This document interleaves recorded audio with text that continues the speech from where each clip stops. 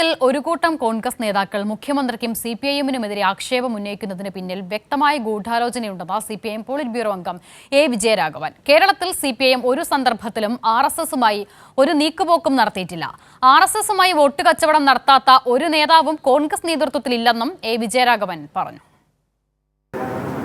ഒരു കൂട്ടം കോൺഗ്രസ് നേതാക്കൾ മുഖ്യമന്ത്രിക്ക് നേരെയും സിപിഐഎമ്മിന് നേരെയും ആക്ഷേപങ്ങൾ ഇങ്ങനെ പറഞ്ഞുകൊണ്ടിരിക്കുക.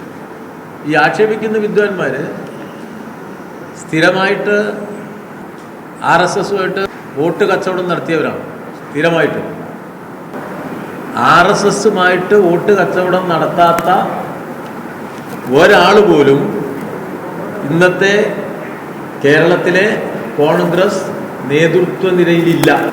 തെരഞ്ഞെടുപ്പിന് തൊട്ട് മുമ്പ് പത്മജയെ BJPക്ക് ദാനം ചെയ്താലും കേരളത്തിലെ കോൺഗ്രസ് അല്ലേ? പത്മജയെ BJPക്ക് ദാനം ചെയ്തത് കേരളത്തിലെ കോൺഗ്രസ് ആണ്. AK ആന്റണിയുടെ മകന്റെ കാര്യവും അങ്ങനെയല്ലേ എന്നും എ വിജയരാഘവൻ ചോദിച്ചു. BJPക്ക് തൃശൂരിൽ ജയിക്കാൻ സഹായകരമായ നിലപാടൊരുക്കിയത് കോൺഗ്രസ് ആണെന്നും എ വിജയരാഘവൻ പറഞ്ഞു. എല്ലാ നിലയിലും കേരളം കൈവരിക്കുന്ന വളർച്ച പ്രതിപക്ഷത്തെ അസ്വസ്ഥമാക്കുന്നു. ഗവർണർക്ക് ആശംസ അർപ്പിക്കലാണ് കോൺഗ്രസ് നേതാക്കൾ ഇപ്പോൾ ചെയ്യുന്നത്. തൃശൂർ പൂര വിഷയം 16 മാസം മുൻപ് നടന്ന കാര്യമാണ്. അത് ഇന്നലെ നടന്നതുപോലെ പറഞ്ഞ് പ്രതിപക്ഷ നേതാവ് അന്യഗ്രഹ ജീവിയെപ്പോലെ പ്രതികരിച്ചുവെന്നും അദ്ദേഹം ചൂണ്ടിക്കാട്ടി. ADGP നടത്തിയ കൂടിക്കാഴ്ച വിഷയം CPM പാർട്ടിക്കോ സർക്കാരുമായോ യാതൊരു ബന്ധവുമില്ലെന്നും എ വിജയരാഘവൻ വാർത്താ സമ്മേളനത്തിൽ പറഞ്ഞു.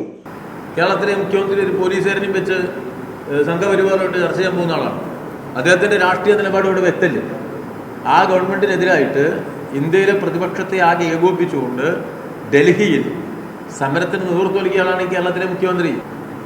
അപവാദം പറയാം, അത് ഒരു സാഹചര്യത്തിന് വേണ്ടി പറയാം, പക്ഷേ അതിന് വസ്തുതകളുടെ പിൻബലമില്ല എന്നത് എല്ലാവരും മനസ്സിലാക്കും. തെറ്റായ മാർഗങ്ങളിലൂടെ പണം സമ്പാദിക്കുന്ന ചില മാധ്യമ സ്ഥാപന മുതലാളിമാർ പ്രതിപക്ഷത്തെ കൂട്ടുപിടിച്ച് സ്ഥാപിത താൽപര്യ വാർത്തകൾ നൽകുന്നത് അനഭിലഷണീയമാണെന്നും അദ്ദേഹം കൂട്ടിച്ചേർത്തു. കൈരളി ന്യൂസ്, തൃശൂർ.